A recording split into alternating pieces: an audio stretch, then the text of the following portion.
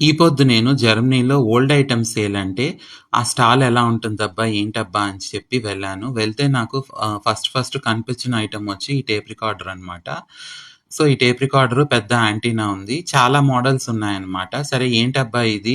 దీని విషయాలు కనుక్కుందాం అని చెప్పి ఈ కొట్టు ఓనర్ దగ్గరికెళ్తే ఆయనేం చెప్పాడు అంటే, ఇవి ఆల్రెడీ ఒక 4, 5 టేబుల్స్ ఉన్నాయంట. అన్నీ సేల్ అయిపోయి ఈ టేబుల్‌లో మాత్రం ఈ టేప్ రికార్డర్స్ మిగిలున్నాయని చెప్పాడు.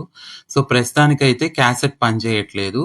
బట్ యాంటీనాస్ అయితే వర్క్ అవుతున్నాయి. సో, మనము రేడియో వినొచ్చు అని చెప్పాడు.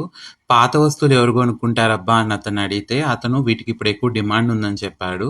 చాలామంది మెమరీస్‌ని రీకాల్ చేసుకోవడం కోసము, ఆర్ హిస్టరీస్‌ని ఇతరులకి తెలపడం కోసము ఇవి కొనుక్కుంటారని చెప్పాడు. సరే ఇది ఎంతబ్బా అని అడిగితే, ఇతను అక్షరాల మన ఇండియన్ కరెన్సీలో 3000 అని చెప్పాడు. సో, హిస్టరీ కోసము ఆ మాత్రము ఖర్చు పెట్టటం మేలే అనిపిచ్చింది.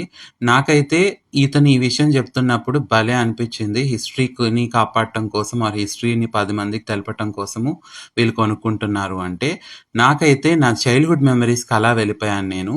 క్యాసెట్ పెట్టుకొని పాటలు వినటము, మళ్ళీ దాన్ని ప్లేబ్యాక్ చేసుకోవటము, మళ్ళీ వేరే వాళ్ళ వాయిస్‌ని రికార్డ్ చేయటము, ఆ మెమరీస్ అన్నీ గుర్తొచ్చాయి. నాకైతే నేను ఫస్ట్ విన్న పాట 'ఖుషి' సినిమాలోని 'అమ్మాయి సన్నగా' అని గుర్తొస్తోంది. మీకు టేప్ రికార్డ్‌తో ఏమైనా మెమరీస్ ఉంటే నాకు కమెంట్స్‌లో చెప్పండి. ఆర్ మీ టేప్ రికార్డ్ స్టిల్ ఉంటే నాకు కమెంట్‌లో పిక్చర్ తీసి పంపండి. పోయొస్తాను.